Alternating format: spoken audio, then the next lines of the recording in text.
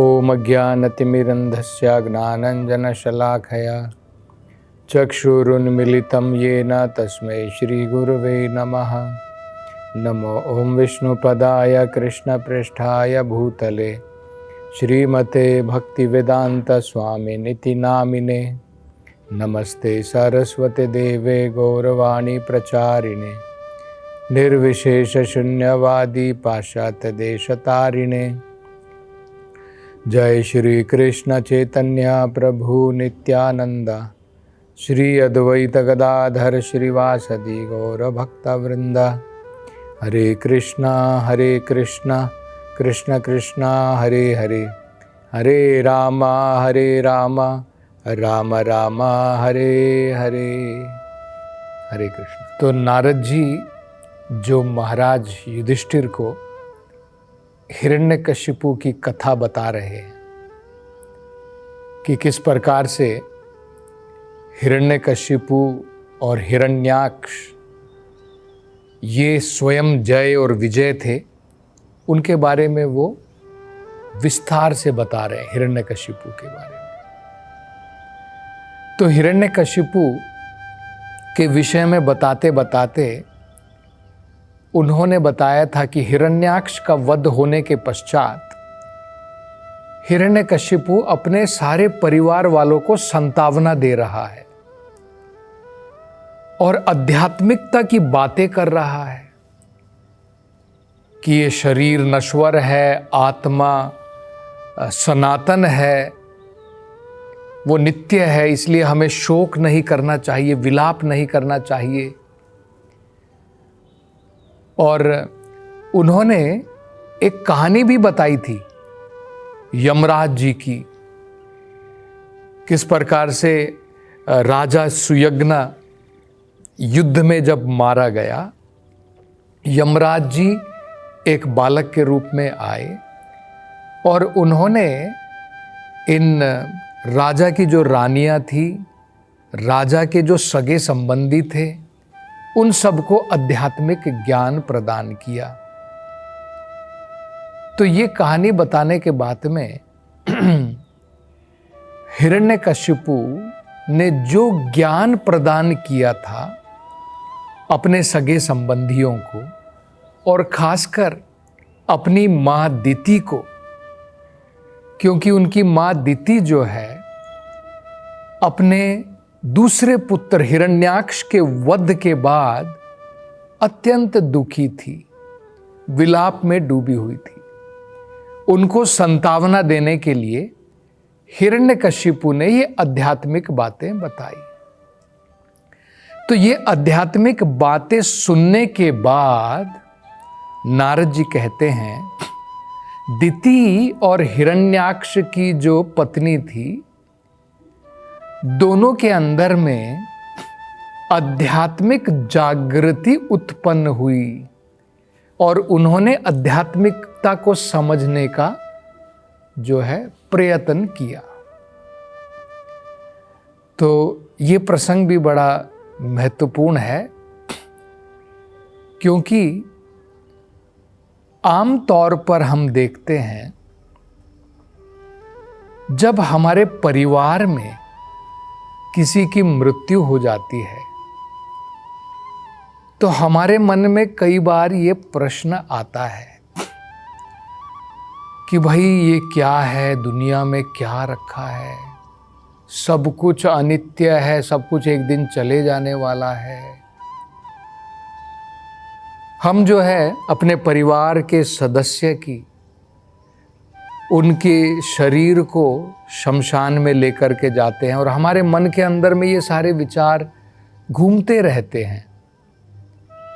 मतलब एक प्रकार का वैराग्य जागृत होता है कि भाई संसार में क्या रखा है, कुछ भी तो नहीं है।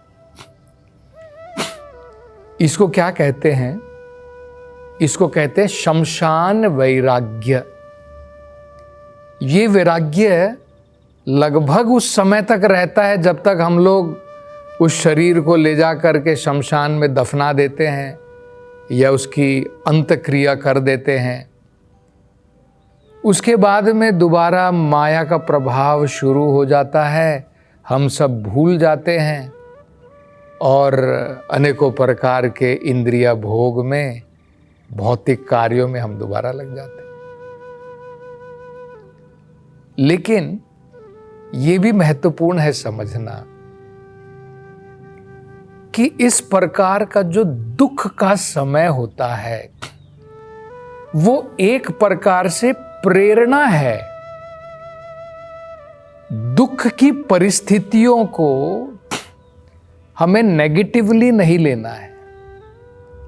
दुख की परिस्थितियों से हमें कम से कम हमारे मन में ऐसे विचार आते हैं कि भाई ये संसार क्या है, ये तो बिल्कुल अनित्य है, क्या कुछ परमानेंट है, क्या आत्मा क्या है, परमात्मा क्या है। तो ये सब प्रश्न अगर आते हैं और इसकी वजह से व्यक्ति आध्यात्मिकता में प्रगति करता है तो बहुत बढ़िया बात है। तब हमें विपदाओं से घबराना नहीं चाहिए। इन विपदाओं की वजह से अगर हमारा मार्ग आध्यात्मिकता की तरफ, हमारी रुचि, हमारा आकर्षण आध्यात्मिकता की तरफ जा रहा है तो फिर विपदाओं से क्यों डरना। भगवत गीता में भगवान कृष्ण भी बताते हैं कि 4 प्रकार के लोग भगवान की शरण लेने के लिए आते हैं। 4 प्रकार के लोग। चतुर्विधा भजन्ते माम। 4 प्रकार के लोग मेरे आश्रय में या भगवान को समझने का प्रयास करते हैं। कौन है? आर्तो। आर्तो मतलब जब व्यक्ति दुखी होता है, अगर कोई व्यक्ति संसार में बड़ा दुखी है वो भी भगवान की तरफ जाता है। अर्थार्थी, जो व्यक्ति अर्थ चाहता है, अर्थ मतलब होता है धन दौलत, भौतिक सुख जो चाहता है वो भी भगवान के पास जाता है। आर्तो अर्थार्थी। जिज्ञासु, कई बार व्यक्ति जिज्ञासा करता है, ये मृत्यु क्यों होती है, लोग संसार में जन्म क्यों लेते हैं, ये इतने प्रकार की बीमारियां क्यों हैं, क्यों लोग वृद्ध हो जाते हैं, बूढ़े हो जाते हैं। तो कोई व्यक्ति जिज्ञासु भी हो सकता है। जिज्ञासा के कारण भी वो आध्यात्मिकता की तरफ जाता है। या ज्ञानी, जिस व्यक्ति को ज्ञान की प्राप्ति है। जना सुकृतिनो अर्जुना, भगवान कह रहे हैं हे अर्जुन, अगर वो व्यक्ति पुण्य कार्य करता है तो वो भगवान की तरफ जाता है। अगर दुष्कृति है, पाप कार्य करता है, तब वो व्यक्ति भगवान की तरफ नहीं जाएगा। दुख होगा तो और भगवान से दूर हो जाएगा कि वो कैसा भगवान है, देखो मेरे को कैसे दुख दे रहा है, तो और भगवान से घृणा करेगा और भगवान से दूर हो जाएगा अगर वो दुष्कृति है। लेकिन अगर सुकृति है, पुण्य कार्य करता है, पाप कार्य नहीं करता है, तो दुख में वो भगवान की तरफ जाएगा। कुंती महारानी भी ऐसी ही प्रार्थना करती हैं। वो कहते हैं कि भगवान दुखों से क्यों घबराना, विपदा संतु तः शश्वत तत्र तत्र जगद्गुरु।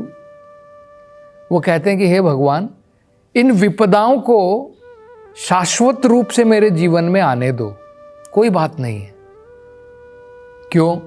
कुंती महारानी ऐसा क्यों कह रही है? क्योंकि देखिए, जब तक पांडवों के ऊपर विपदा थी, अपने भक्तों की रक्षा करने के लिए भगवान पांडवों के साथ में थे।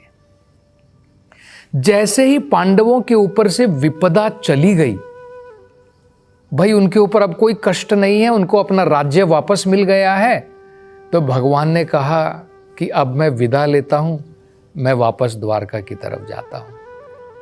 तो कुंती महारानी की आंखों में आंसू आ गए, पांडवों जो हैं उनकी आंखों में आंसू आ गए कि भगवान, जब तक विपदा थी आप हमारे पास में थे, आपके दर्शन हम सदैव कर सकते थे, अब विपदा चली गई, आप भी जा रहे हैं, तो इससे बढ़िया क्या है, शाश्वत रूप से विपदा रहने दो,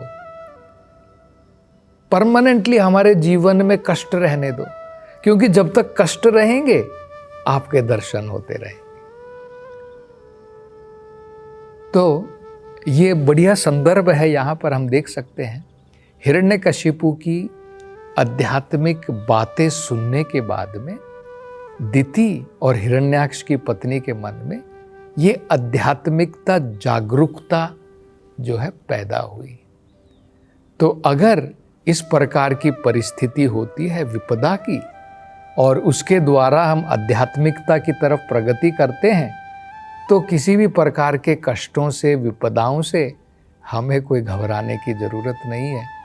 उनके कारण कम से कम हम आध्यात्मिकता में प्रगति तो कर पाएंगे। ये महत्वपूर्ण बात है। अब आगे नारद जी महाराज युधिष्ठिर को बताते हैं, अपने परिवार को सांत्वना देने के बाद में अब हिरण्यकशिपु क्या करता है।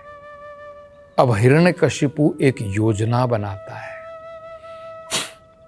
वो ऐसी योजना बनाता है कि मैं तपस्या करूंगा, बहुत घोर तपस्या करूंगा। भक्तगण जब तपस्या करते हैं, भक्तगण भी तपस्या करते हैं, जैसे सवेरे जल्दी उठना वो भी एक प्रकार की तपस्या है, सवेरे उठ करके स्नान करना वो भी एक प्रकार की तपस्या है। तो भक्तगण भी तपस्या करते हैं, लेकिन वो किस लिए तपस्या करते हैं? आध्यात्मिकता में प्रगति करने के लिए, भगवान की संतुष्टि करने के लिए, भगवान को प्रसन्न करने के लिए भक्तगण तपस्या करते हैं।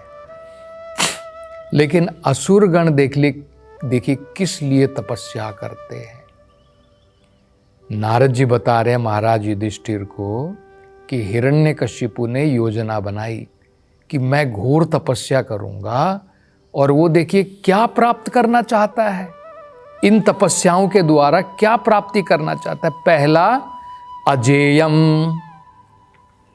अजेयम मतलब ऐसी तपस्या करूंगा जिसके द्वारा ब्रह्मा जी प्रसन्न हो जाएंगे, और अजेयम, मुझे ऐसा वरदान मिलेगा कि मैं किसी से भी पराजित नहीं होऊंगा, मेरी विजय हमेशा होगी। अजेयम मतलब केवल मेरी जय होगी, विजय होगी, मेरी पराजय नहीं होगी, कोई भी मुझे युद्ध में नहीं हरा पाएगा, ऐसा वरदान मैं चाहता हूं। दूसरा, अजरा, मैं ऐसा वरदान प्राप्त करना चाहता हूं कि जरा कभी ना आए। जरा मतलब होता है वृद्धावस्था, बुढ़ापा। तो हिरण्यकशिपु ऐसी तपस्या करना चाहता है जिसके द्वारा उसका शरीर हमेशा युवा की तरह रहे, किसी भी प्रकार का बुढ़ापा ना आए। मतलब एक प्रकार से जैसे योगी अनेकों प्रकार की सिद्धियां प्राप्त कर लेते हैं, इसी प्रकार से हिरण्यकशिपु ये अष्ट सिद्धियां प्राप्त करके अजर बनना चाहता है, शरीर के ऊपर कोई वृद्धावस्था ना आए। फिर अमरा, अमरा, कभी मेरी मृत्यु ना आए। ये हम लोग देखते हैं कि आजकल के वैज्ञानिक लोग भी इसी प्रकार के एक्सपेरिमेंट में, रिसर्च में जुटे हुए हैं कि भाई इस मृत शरीर को किसी न किसी प्रकार से जीवित रख सकें।